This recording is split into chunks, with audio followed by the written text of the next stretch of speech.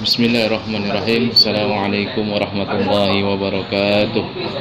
Alhamdulillah alladzi faddala bani adama bil ilmi wal amali ala jami'il alam. Allahumma salli ala sayyidina wa nabiyyina wa habibina wa syafi'ina wa jukrina wa maulana Muhammadin wa ala alihi wa ashabihi al-mujahidin at-tahirin, amma ba'du.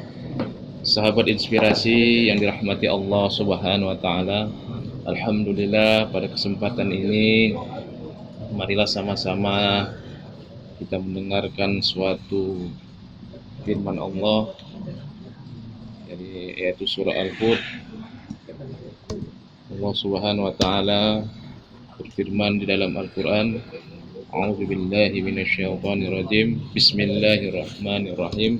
Wa ila 'adin akhahum hudan qala ya qaumi i'budullaha ma lakum min ilahin ghairuhu in antum illa muftarun. Ya qaumi la as'alukum 'alaihi ajran in ajriya illa 'alal ladzi fatarani afala ta'qilun. Wa ya qaumi astaghfiru rabbakum thumma tubu ilaihi yursilis samaa'a 'alaikum midraran wa yajidukum quwwatan illa quwwatikum wa la tatawallaw mujrimin. Shadaqallahu azim. Para sahabat inspirasi yang dirahmati Allah Subhanahu wa taala, dalam ayat ini Allah memberikan kepada kita ada 5 kekuatan, fondasi kekuatan kita untuk menjalani hidup di dunia dan di akhirat kelak nanti. Sebagaimana yang dari ayat yang ke-50 dari surah Al-Hud, Allah Subhanahu wa taala berfirman, wa ila 'adin akhahum hudan qala ya qaumi i'budullaha ma lakum min ilahin ghairuhu in antum illa muftarun. Kepada kaum Ad kami utus saudara mereka Hud. Dia berkata, wahai kaumku, sembahlah Allah, tidak ada Tuhan bagimu selain Dia, selama ini kalian hanyalah mengada-ngada. Dalam ayat ini Allah Subhanahu wa taala menjelaskan kepada kita bahwasanya satu dari 5 pondasi yang kokoh itu adalah, pertama adalah bertakwa kepada Allah. Bersembahlah kepada Allah, wa'budullaha wa la tusyriku bihi syai'an. Sembahlah Allah dan janganlah menyekutukannya dengan sesuatu.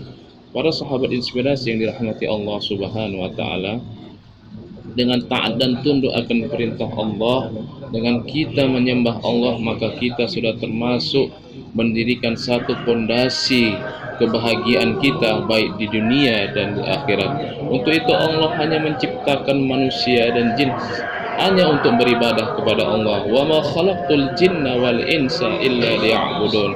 Allah menciptakan jin manusia hanya untuk beribadah kepada Allah sahaja.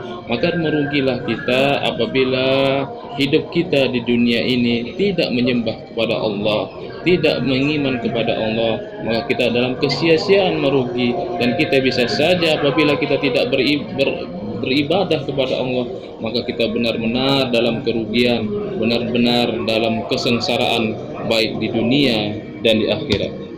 Maka untuk itu kekuatan iman membuat kita akan pesimis dan akan berprestasi, tidak frustasi. Dengan keimanan kita kepada Allah, maka kehidupan kita di dunia ini pasti bahagia.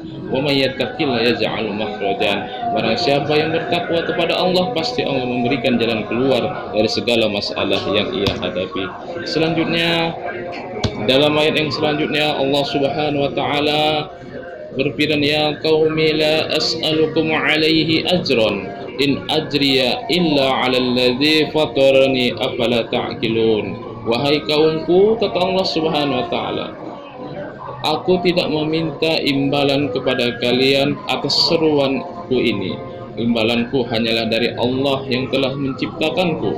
Maka untuk dari itu, para sahabat inspirasi yang dirahmati Allah Subhanahu wa taala, imbalan nabi dai yang menyebarkan agama kepada Allah, menyebarkan agama Allah kepada hamba-hambanya, maka jangan sekali-kali kita berharap imbalan akan menyertai kita bahwasanya imbalan itu akan datang dari kita dan oleh Allah Subhanahu wa taala.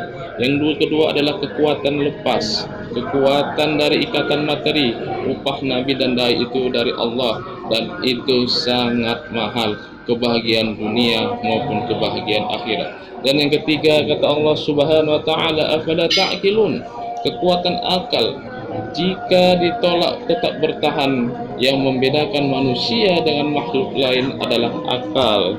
Maka dari itu, sahabat inspirasi yang dirahmati Allah Subhanahu wa taala, ada doa ketika kita mengalami kesulitan. Allahumma rahmataka arju fala talkini ila nafsiya tarfatan ainin wa aslih li sya'ni kullaha la ilaha illa anta. Ya Allah ya Rahman, yang rahmatmu yang aku harapkan, maka jangan engkau serahkan urusanku kepada diriku meskipun sekejap mata tanpa pertolongan atau rahmat darimu. Perbaikilah seluruh urusanku, tidak ada sesembahan yang berhak disembah kecuali engkau. Hadis riwayat Abu Daud. Maka dari itu sahabat inspirasi yang dirahmati Allah Subhanahu wa taala, yang kedua tadi adalah upah dari segala kebaikan kita hanya Allah lah yang memberikan imbalan. Nabi dan dai itu hanya pencuru Allah. Maka dari itu dengan apa yang dikerjakan mereka untuk menyiarkan agama Allah, maka Allah sendiri yang akan memberikan upah. Dan untuk itu maka dengan apapun akal yang kita miliki, marilah kita sama-sama gunakan dengan baik. Tidak ada salah satu di antara kita yang bisa membuat akal kita ini jauh dari Allah Subhanahu wa taala. Dan yang selanjutnya, wa ya qaumi istaghfiru rabbakum tsumma tubu ilaihi yursilis samaa'a 'alaikum min daraw wa yajidukum quwwatan illa quwwatikum wa la tatawallaw mujrimin. Hud berkata, wahai kaumku, mohonlah ampunan kepada Tuhanmu, lalu bertobatlah kepadanya. Niscaya dia menurunkan hujan yang sangat deras, dia akan menambahkan kekuatan di atas kekuatanmu, dan janganlah kamu berpaling menjadi orang yang berdosa. Sahabat inspirasi yang dirahmati Allah Subhanahu wa taala. Dan yang keempat adalah bersenantiasa kita beristighfar kepada Allah, meminta ampunan kepada Allah, maka Allah akan senantiasa memberikan ampunan apabila kita senantiasa beristighfar kepadanya. Yang kelima adalah tubu ilahi, senantiasa bertobat kepada Allah Subhanahu wa taala. Dengan ketobatan kita pasti Allah akan mengirimkan yursilis sama'ah, maka Allah akan niscaya dia menurunkan hujan yang sangat deras. Middaron wa yajidakum quwwatan ila quwwatikum wa la tatawallaw mujrimun. Dan janganlah kamu berpaling menjadi orang yang berdosa. Sahabat inspirasi yang dirahmati Allah Subhanahu wa taala. Yang keempat, kekuatan ampunan dan saling memaafkan serta tetap hijau dan tumbuh. Dan yang kelima, kekuatan kembali kepada Allah dengan tetap memberi langit yang menurunkan hujan, hidayah, perlindungan dan rahmat Allah Subhanahu wa taala. Kemudian yang kelima adalah ampunan Tuhan dan kembali kepada Allah Subhanahu wa taala. Ampunan Allah lebih besar. Ibnu Rajab rahimahullah berkata, dosa seorang hamba walaupun dosa itu besar, tetapi ampunan Allah itu lebih besar dari dosa itu.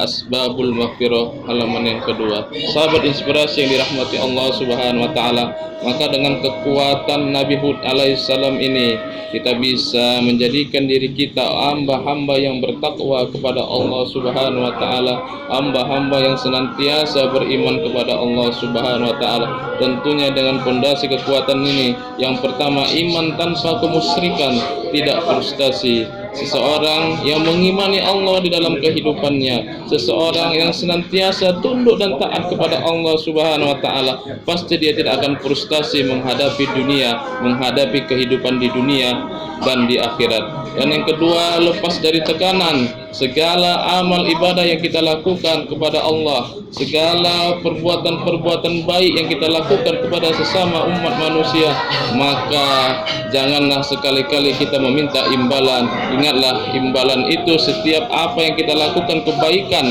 guna mencari ridha Allah, maka Allah sendirilah nanti yang memberikan imbalan itu tanpa kita sadari. Yang keempat adalah ampunan. Senantiasa kita meminta ampun kepada Allah Subhanahu wa taala agar hidup kita baik di dunia dan di akhirat menjadi bahagia. Seseorang yang tidak akan meminta ampun kepada Allah, maka Allah tidak akan melihat dia, maka Allah tidak akan menyapa dia. Tapi seseorang yang senantiasa meminta ampunan kepada Allah, maka Allah insya Allah akan memberikan kepadanya ampunan yang sebaik-baiknya. Mudah-mudahan para sahabat inspirasi yang dirahmati Allah Subhanahu wa taala, mari sama-sama kita tingkatkan kualitas iman kita kepada Allah Subhanahu wa taala dengan senantiasa mentaati dan tunduk akan perintah-perintahnya, agar kita termasuk orang-orang yang mulia, orang-orang yang diberkahi oleh Allah Subhanahu wa taala.